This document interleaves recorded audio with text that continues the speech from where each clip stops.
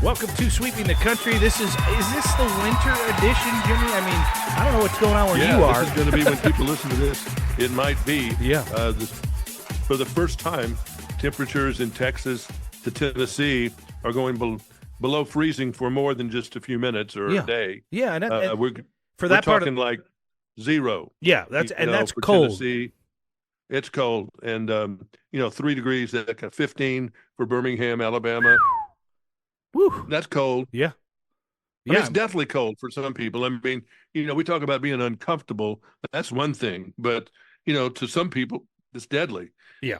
No, you're right about that. You get caught in a wreck and you're outside. You don't have a blanket in your car. Yeah. You're out in the boondocks somewhere. You're dead. We talked about that today at work. We were just talking about it because we got, 4 to 8 inches overnight, which is pretty heavy for an area that doesn't get a ton of snow. We're going to get probably 2 feet in the next 5 days total. And it comes and goes. Not all at one time, but it comes and goes. But, you should keep water, something to drink in the car. You should keep, a nice hat. You should throw a tarp in there because you never know if you have to get out and kneel down in the snow. I just change cars. And you got nothing. I keep a lot of crap in my car.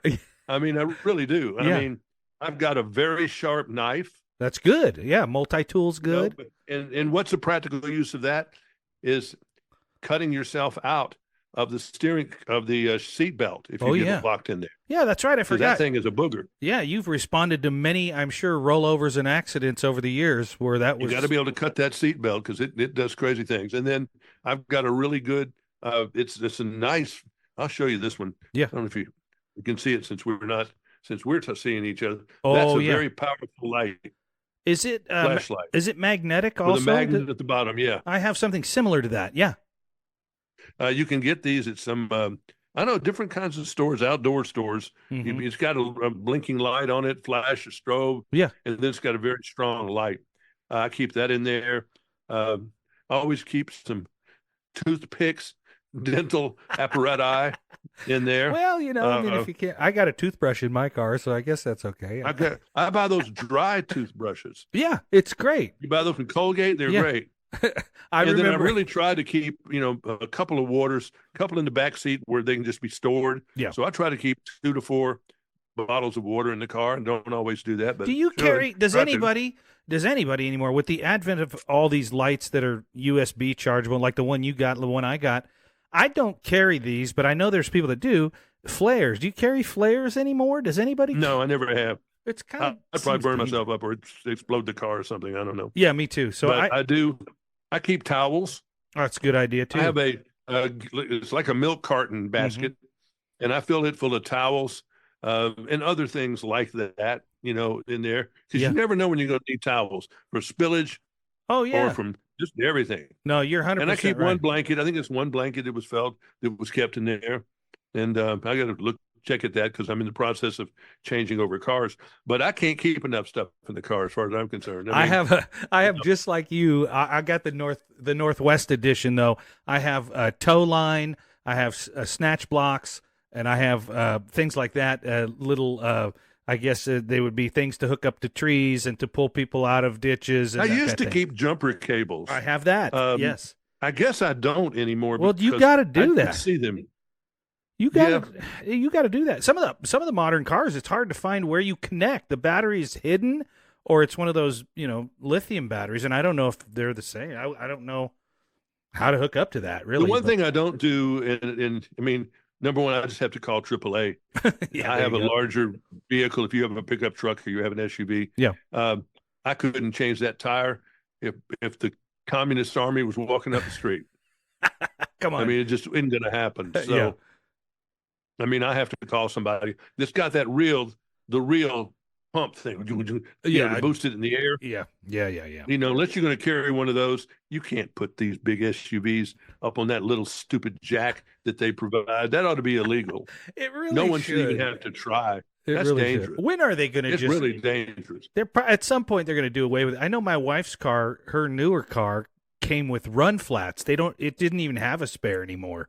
The tires run flat. There's something in the middle of the tire. No, Corvettes come with that. Do they? Yeah. Yeah, Pirelli P0s, I think, is the tire that's on there. That's an expensive tire. Yes, it's $600. Yeah, somewhere. each. Yeah, right. Right. Yeah, Yeah. yeah. They're not cheap. They're not. I hate a cheap. flat tire though. God knows I hate a Oh, flat tire. I do too. I do too. And I bought some brand new Michelins about a couple of months ago. They're good. And not even having very long, I did a turn at one of these fast food places where they have these curbs that are about 3 or 4 inches high and sharp, and it cut me right on the corner on the inner wall. There, no. if you can't fix it, you're just done. Yeah, and you're dead in the water.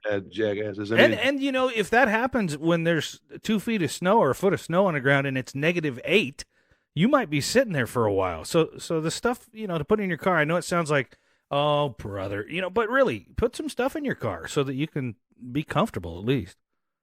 And I'm not going to give a commercial for this insurance company, although I might. Okay, well, feel free. Because I'm not finished with it yet. Okay, but I'm going to do it. But let me. This is one of the things that people, a lot of people, and I have a lot of friends that are this way. Yeah.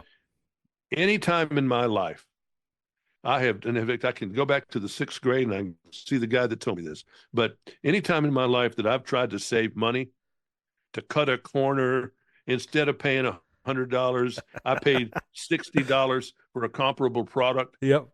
And I got burned. I think I've been burned almost every time that I've ever done it. That the inferior product for $60 wasn't true, was one worth of crap and broke on me or whatever. Yeah. The $100 product would have been fine. Same way with cars or whatever. Yeah, and you're right. Travel. And one thing I learned as a professional traveler back in the day is to pay $1 more and go first class if you can. I agree.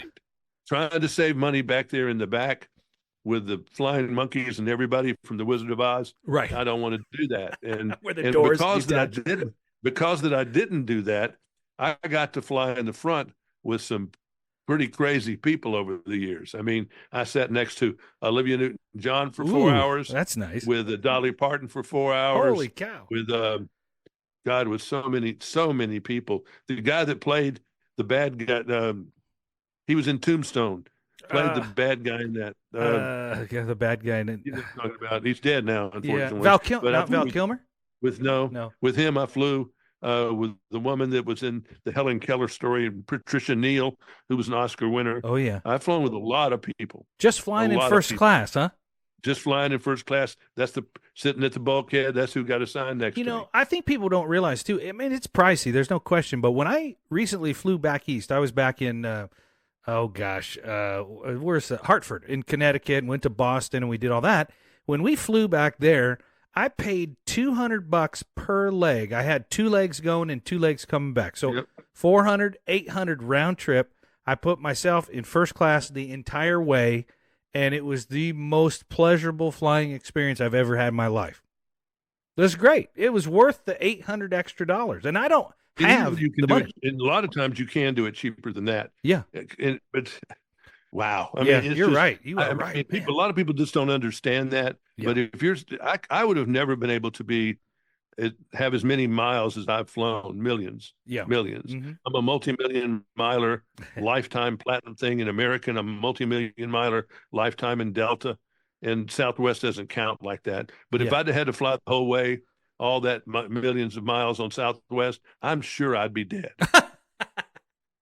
Well, wait. I would have lived through that because it'll kill you. I mean, that traveling is tough. It is. And all this up and down and all that crap when you're knee to knee to somebody and you're all jumbled up, trying to cross the country for 3 hours, 4 hours. Yeah. It's rough. No, I think you're right about that. And I'll take it even a step further. And I think you're right about that for every item, tangible items, experiences, of it. I mean, I bought a snowblower once. I think it was $300. And I skimped out on the size of the motor and how much snow it could blow and all this stuff. I broke it within the first season, and I was back at the store spending $1,100 for the best one they had. Examples are endless, and I know people that they're habitual. Yeah. They cannot be happy unless they are trying to bust somebody for $1 or bust some. And I've got some of my best friends. My best friend is that way. Yeah. And it's just my longest best friend, God bless him. I call him Mr. Drysdale. He's got a lot of money, but he counts it all every day. You know, I mean, he knows where each individual bill is. Yeah. And I mean, so tight. Yeah. But some people get so tight, and honestly, they can't enjoy their money because they're so tight. If they spend the money, they feel bad about it. They really do. Yeah. And I don't feel bad about it at all when I'm spending money. If people say, I could never spend $500 million, I could spend it in 15 minutes. Try me. I'm right there with you. Really? I agree. And I'll also add to that. Minutes. Do you think after you said that, you made me think of people that say you can't buy happiness? I wonder about that too. Now I don't have enough money to find out, but if Bear Bryant said it best. Winning isn't everything, but it beats whatever comes in second. I love it. No, that's great. That is fantastic. I get all kinds of great quotes here.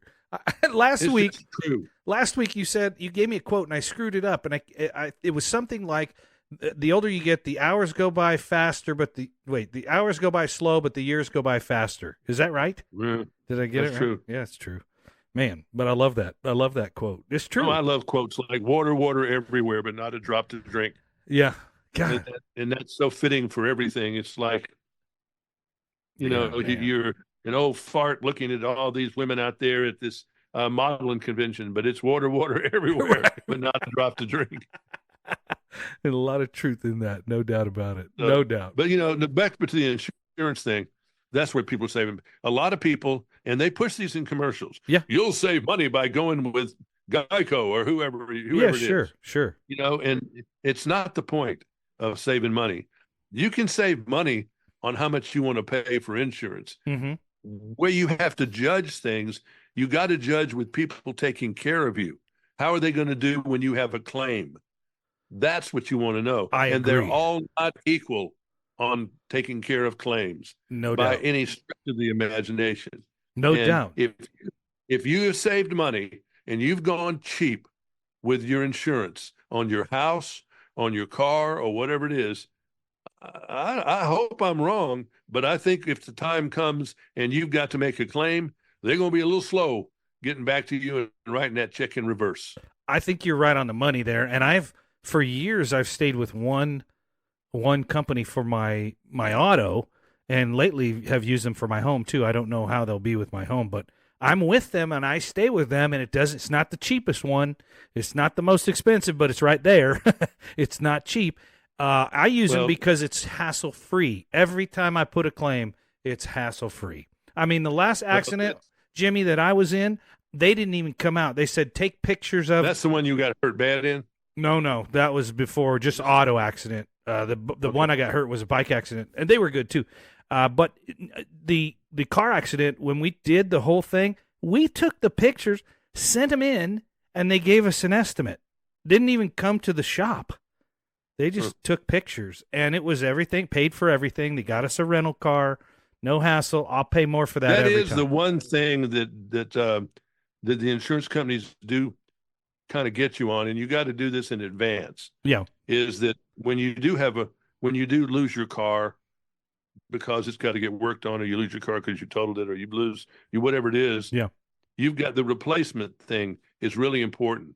The rent-a-car. There's a couple of different ways the companies will do it. If you think, okay, are you getting a rent-a-car if you ever have a claim? So I was like, yeah, you're getting a rent-a-car, and they've got a negotiated rate, but it's some doodle bug. There's no car that cheap. Yeah. Barely a bicycle, right. With metal around you. You're right. If you want something that you really want to drive, there's a thing that one of the deals, I know it's State Farm, it's 80-20. Yeah. That's great. They pay 80%. And you pay 20%, and that's 80% up to $1,000. It takes no time to get there. Yeah, especially if you have it for a week. Yeah, they're $50 a day now. Yeah, so it doesn't take long to get to that. But know that in advance what you've got on your other side. Mm-hmm. On replacement stuff or temporary housing or whatever it is. All that detailed stuff that you don't want to look at. Sometime you need to have a meeting with yourself and look at it. Yeah. And I'll tell you this, too, with a little bit of background in that now, it's important to look at the things that say, oh, this is going to cost you a little extra. They've done the research. They know that it happens. They know everything. That's right. They know when you're going to die. They know everything. That's right. And that's right. So you're not going to outsmart them. Never.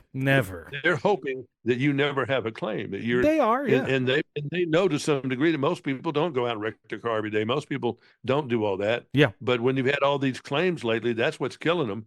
All this crazy weather. Oh yeah. That we're having right now, and floods and all this stuff. The insurance people are hurting.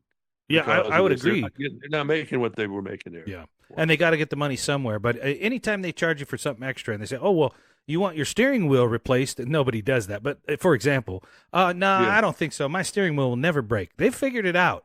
They know that 25% of the time the steering wheel breaks. So now I went ahead and this time, and when I got my newest car, I went ahead and on the front end and bought the extended warranty. So you're covered because I don't want to fool with anything. And these cars today have so many computers in them. Yeah. That if one of your computers zaps or does something crazy, it takes no time to run up a big bill. And most likely it's not going to happen in the first 35,000 miles. No, sure. Or the first year and a half or two. It's when you get into the year number 2 through 4, that's when it's possible that some of that stuff could happen. I like to use I like to use as a rule of thumb, the day you pay it off, if you have financed it, the day you pay it off is when it's going to break down. Oh, yeah. That's about right too. But it's just stuff that people don't. Just want to just go on. Yeah. But it's important to look at those little details. Okay, now you went through that whole thing. Sure also, there's some young people that might be listening to me. Yeah. Listen to this. And listen to this very clearly. Okay, go. I don't care how little money you have. In fact, your landlord probably made you get it anyways, and then that's a good thing. Make sure you have renter's insurance. When you least can afford to get wiped out, that renter's insurance in most places is 45 or 65 or 90. It's not much. It's cheap. A year. Yeah, it's cheap. Yeah, my daughter just got it, Jimmy. I don't know who the company is. She just got it. I think it was $10 a month.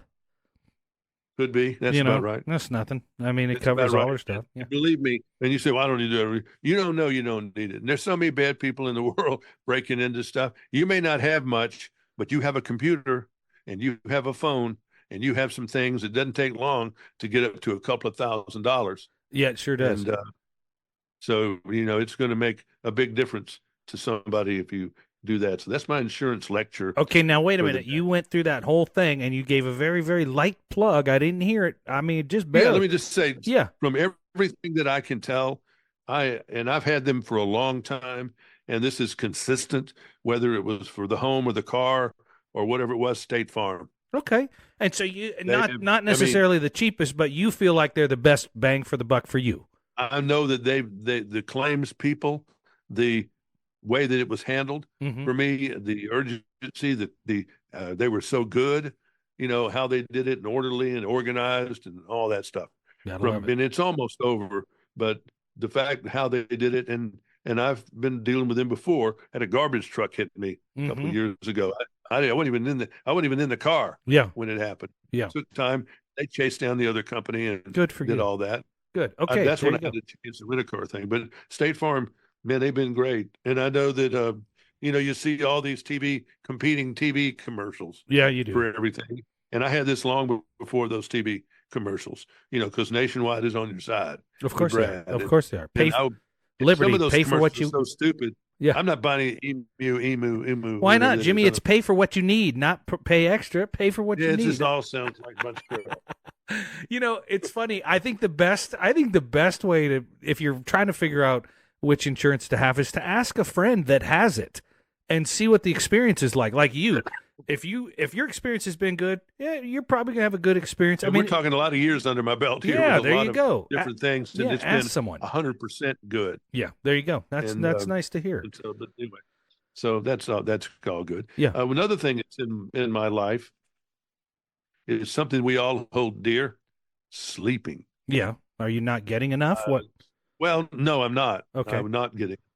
And I wasn't getting enough, and it could be because, and that's what we're trying to find out. I've had a sleep study 10 years ago, but conditions have changed. Uh-huh. With my back, with with what else have I got wrong with me? I don't remember, but whatever else, I'm on a CPAP machine. I don't know that it's doing what it's supposed to be doing. So anyway, we're going to go to a sleep study on the 24th. I got to stay all night, into the morning. And what is that? So they put you in a bed and they hook sensors. They to your wire brain? you up like you wouldn't believe. Wow. Your brain and everything up, and then you go to sleep, and they see all the things that go on. Your blood oxygen content, where your heart goes. Where your brain goes and everything else. That's fascinating. That. And do you go to the hospital for that, or is it a sleep center, or what? In this case, it's a sleep center. It's a doctor's office. Gotcha. And these are regular doctors. But there it's just technicians, that are gathering the material. Well, you're just sleeping. It's not like you're taking out what it is that you're doing. Yeah. So it'll be interesting to do that. I did it 10 years ago. I'm a real big believer in the CPAP machine. Yeah. Many people try it. They can't do it. It's certainly helped me. Mm-hmm. Over the years, it's helped me breathe and everything else. So I'm going through all that again. So sleep is so important. If you don't get it, man, it's just, there's nothing. That's what they torture people with is keeping them awake. Deprivation. Yeah, you're right. It's one of the worst things you can do to people, torture-wise. Yeah, is the problem of sleep. It makes you nuts, and we do it to ourselves. People go to bed late all the time. Ourselves. So I've been trying to go to bed earlier. It still isn't helping yet, and it just so we'll see where all that goes. Sleeping's a booger, though, and I agree. And as you go, and as you grow older, your sleeping habits change, and and you have been getting up at the crack of dawn your entire life. I mean, too many years, honestly, and that screwed up my sleep pattern to begin with. Because in the early days of broadcasting, I did a few times morning in the '70s. I did morning radio, some filling in for people. But I'd go home and take a nap.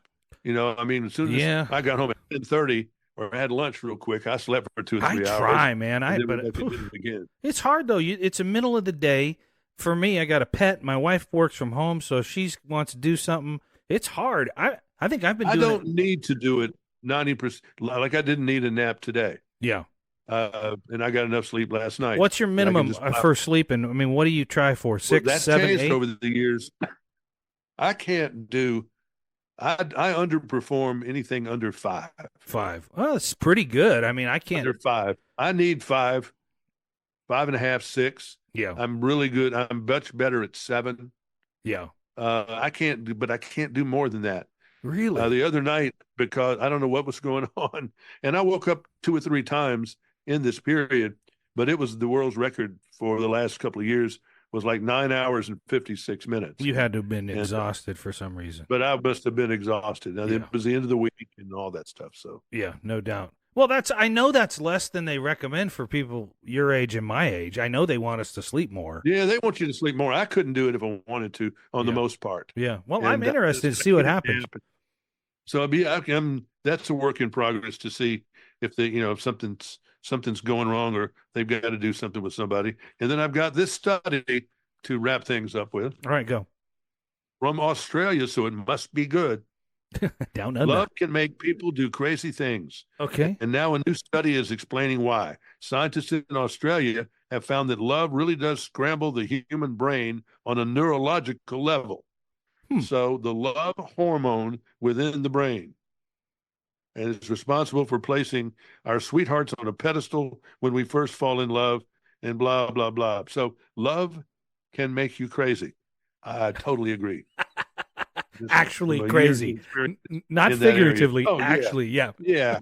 I mean, I can look over here right now and it's calm, but it could get around certain people. Yeah. That American Express card would start jumping around in the billfold and, trying to hide, flip around and pretend to be Visa. All that stuff. I mean, just, oh Lord, you do dumb things. Remind me to bring this up again during Valentine's, which is not that far away. I mean, there's a Buddy Holly song. When you're feeling sad and blue, love's made a fool of you. True. Love's made a fool of you. So true. I love it. How many times have people been made a fool of with love? Lord, have mercy. Wasn't there a few years ago, maybe I'm wrong, but wasn't there a lady she was in love with someone on the West Coast, and she got in the car and she drove coast to coast and put on a diaper and drove. Oh, that was an astronaut. That was an astronaut. And yeah, it was love. somewhere in near Kennedy Space Center to see her man who was sleeping with another astronaut or Oh something. God, that's the last Wasn't there thing. some kind of something like that? That's been Yes. a long time, but yeah, It's that got was to be ugly. 10 years or something like that. That's the last thing I want is a lady showing up in a diaper and going, "I drove all this way." Well, she's used to, I, I've been to the moon. I Now I'm coming back.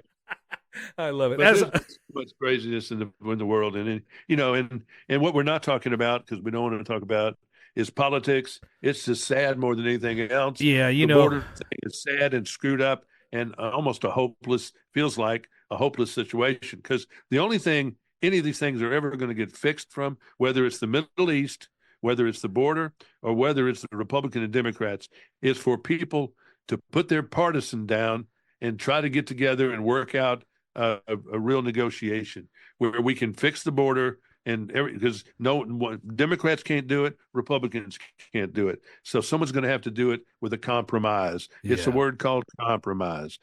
Same way with the Mideast. We all as nations, the British, the English, the Americans, NATO, and everybody else have got to agree that these hoochie coochie people that are shooting missiles all over the place cannot be tolerated anymore. Mm-hmm. You take them out. We're going to take them out as a unit, as a body, and tell everybody else stay away. Yeah, because this is getting ready. We're not putting up with this anymore. Some country like Yemen, really? Yeah, Yemen. Yeah, no, I know. I know. We're just putting up with crap, and they're playing with us, and we're playing with them, and we need to quit playing. Yeah, but we can't do it by ourselves. British are going to talk about doing it. We don't let them do it by themselves. Everybody needs to do stuff together and speak with one voice. And if we did, people would back off. Yeah, that's well said. But then we've got the Secretary of Defense, poor thing's got prostate cancer, but doesn't tell anybody. And of course, the president doesn't know about it because he doesn't know what's going on anyway. Well, that's true. And, and you've got Trump. How distracted can that man be? With all these things, it's unreal. It's unreal. You got Mayorkas. You got all. Now, you got all of it. Let's cut it off after this. But I'll tell you what Bill O'Reilly said this week. And boy, is this food for thought. Now, I think we've talked about it here before. Okay, let's go. He said he hasn't talked about this subject with the election because he didn't have any facts. He hadn't really for sure heard it from somebody that really knew what they were talking about and weren't just Michelle Obama will be put in at the Democratic convention to run for the presidency. You and I said that that'll be the chess play of the century. There is no way the Democrats are going to go into battle with Joe Biden. Okay, so I've heard two versions of that. One is Michelle Obama, which you and I talked about 2 years ago. We said this 2 years ago, and my wife and I both think that that's a very highly – well, right now in a poll that I just saw, it's about 10% that she'll run. That's what they're saying. But – the other one I heard, the other one is Obama runs as vice president to Biden, and because he's vice president, when Biden kicks it, which he will, or he'll be proven unfit, Obama will step in and he can serve a third term because he wasn't the president. This is what O'Reilly said, that the deal is they go to the convention and Biden just has to put down. And so Kamala goes away, Biden goes away. I don't know who's going to be the number 2 person with this. But Michelle Obama can put together so many different coalitions. Gosh, Jimmy. That she can do it. And remember, this is what you got to look at, too. People I don't care if you're Republican or Democrat, you got to know this. With the Electoral Congress, the way it is, California can go to the polls and elect a TV remote before they're going to vote for Donald Trump. Yeah. They're not going to vote as a state. And New York isn't either, and Illinois isn't either, and several other states. Washington State isn't either, and Oregon isn't either. They would vote for a TV remote before they'd vote for Donald Trump. They'd vote for an astronaut in a diaper. And on the other side, Republicans, Alabama, Florida, although it's close, Texas, although it's getting closer. Mississippi, Idaho, though it's getting closer. Louisiana, Idaho, Wyoming, and a number of others. Yep, would elect a shoehorn before they'd vote for Biden. It's true.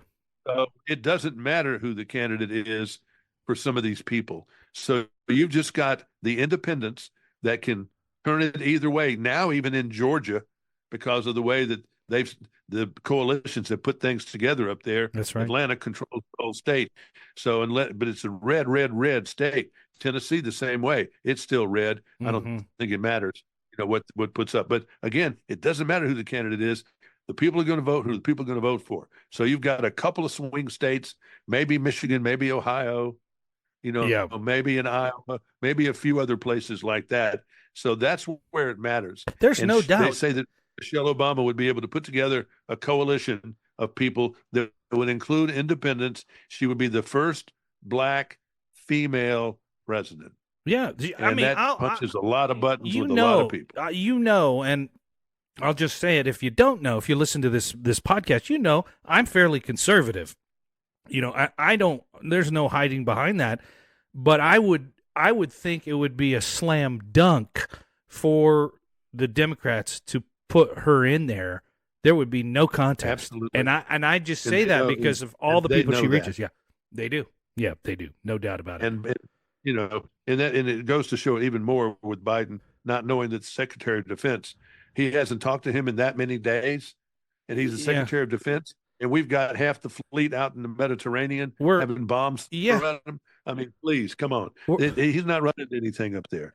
And that is a busy department right now, and for both of them, I think it was a gal that was put in his place went to where? She went to a vacation somewhere. Yeah. I mean, that is just the weirdest thing for me. And she supposedly didn't know he was in the hospital. No, the whole thing is crazy. The whole thing is crazy. But that's how that whole thing's being run. That the Homeland Security guy says, and I swear, we're doing everything we can. We're not doing everything they can. They can plug the border if they want to. Right. I mean, it's just crazy. It's crazy. The whole thing is crazy. But hey, that premise, they're yelling and screaming at each other and showing nude pictures of Hunter Biden in the Congress committees, and it makes you shake your head. It does. It does. But that theory that Marvin Gaye had it in a song, makes you want to holler, throw up both your hands. I agree. That's me. I agree. I love it. Jimmy. Love makes you crazy. Buy good insurance. I don't know what we're going to do. We got to learn the word compromise again. Don't skimp on anything. Right. There you go. Buy less of it, but buy the good stuff. Go $1 more and go first class, whether it's buying beer or whatever. That's right. Do it as a rule, and you'll be a happier person. Contrary to our podcast, which is totally free, it is the good stuff. There are a few exceptions to that rule. Until next week, I am Derek Walker. He is Jimmy Carter. Good day. Good day.